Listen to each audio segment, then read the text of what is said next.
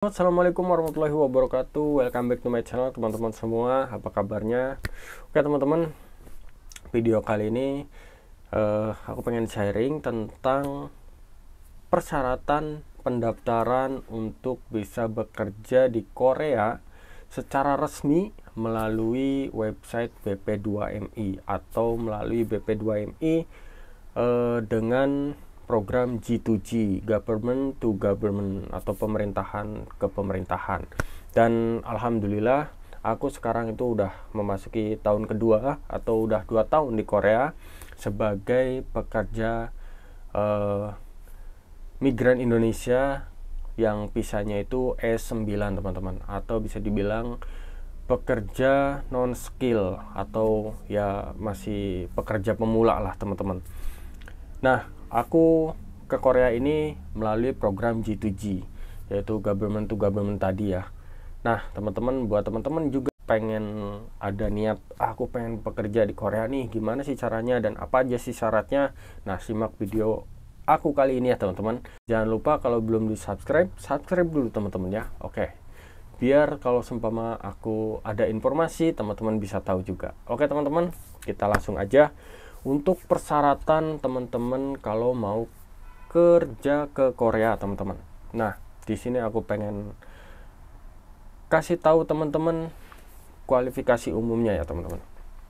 Yang pertama usia teman-teman. Usia itu minimal 18 tahun, maksimalnya 39 tahun. Ya, kalau menurut aku sih 38 itu udah paling aman ya, maksimalnya ya. Karena 39 baru daftar itu rawan-rawan teman-teman. Kenapa? Karena proses Korea itu biasanya cukup memakan waktu. Jadi kalau teman-teman spend waktunya lebih lebih panjang itu lebih aman teman-teman. Jadi minimal 18 tahun, maksimalnya 38 tahun. Nah, itu menurut aku lebih aman sih ya teman-teman. Jadi buat teman-teman yang baru lulus SMA juga bisa banget daftar ke Korea walaupun tanpa pengalaman kerja gitu ya, bisa banget teman-teman. Terus pendidikannya atau persyaratan pendidikan nih, biasanya banyak juga yang tanya di kolom komentar YouTube aku, Bang, apakah kalau ke Korea itu harus sarjana, terus harus pendidikan tinggi, harus nilainya bagus? Enggak teman-teman, ke Korea itu bisa pakai ijazah SMP. Bayangin, SMP, bahkan itu bisa pakai ijazah paket B. Paket B itu kan setara ya sama SMP ya.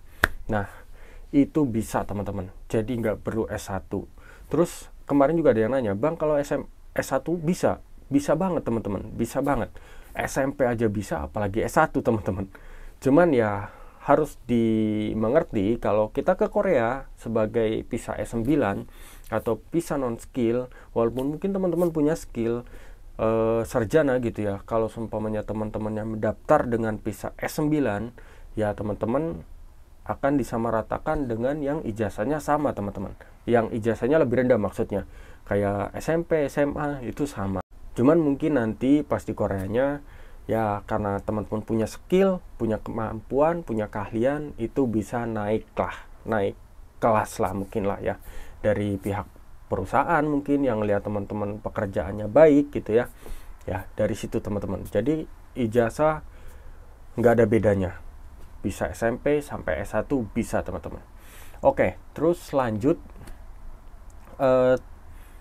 tidak buta warna. Ya, ini udah pokoknya nggak bisa dihilangkan, tidak buta warna.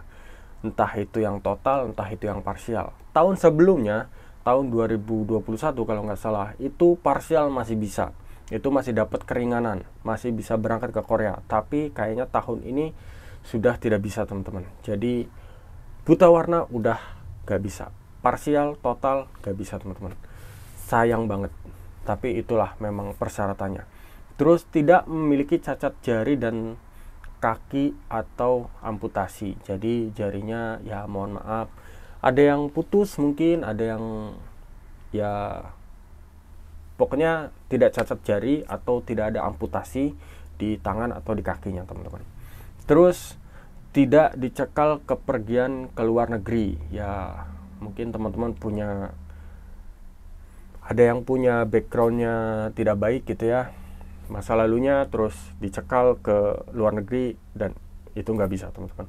Terus belum pernah dihukum penjara atau hukuman yang lebih berat, jadi istilahnya nggak ada ini kriminal ya, riwayat kriminal nggak ada, apalagi sampai di penjara. Nah itu teman-teman aman kalau seumpama nggak punya riwayat kejahatan apapun. Terus tidak memiliki catatan deportasi keberangkatan dari Republik Korea. Jadi teman-teman yang mungkin udah pernah ke Korea gitu terus deportasi, nah itu mau daftar lagi udah susah teman-teman. Makanya buat teman-teman yang mau ke Korea terus sudah ke Korea, jangan ada pikiran aneh-aneh lah. Pokoknya kita kerja aja, kerja terus, kalau pengen liburan terus menikmati gitu ya, pengen beli baju branded apa segala macam, tapi jangan lakuin hal yang aneh-aneh sehingga teman-teman nanti dideportasi dan teman-teman sendiri yang rugi. Oke. Nah, terus selanjutnya tidak memiliki riwayat penyakit TBC, hepatitis, sifilis, HIV, AIDS, dan penyakit menular lainnya. Nah, ini juga penting banget, makanya teman-teman harus jaga kesehatan kalau teman-teman pengen bisa berangkat ke Korea atau bekerja di Korea ya teman-teman, itu harus dijaga. Terus memiliki alamat email pribadi, nomor handphone yang masih aktif.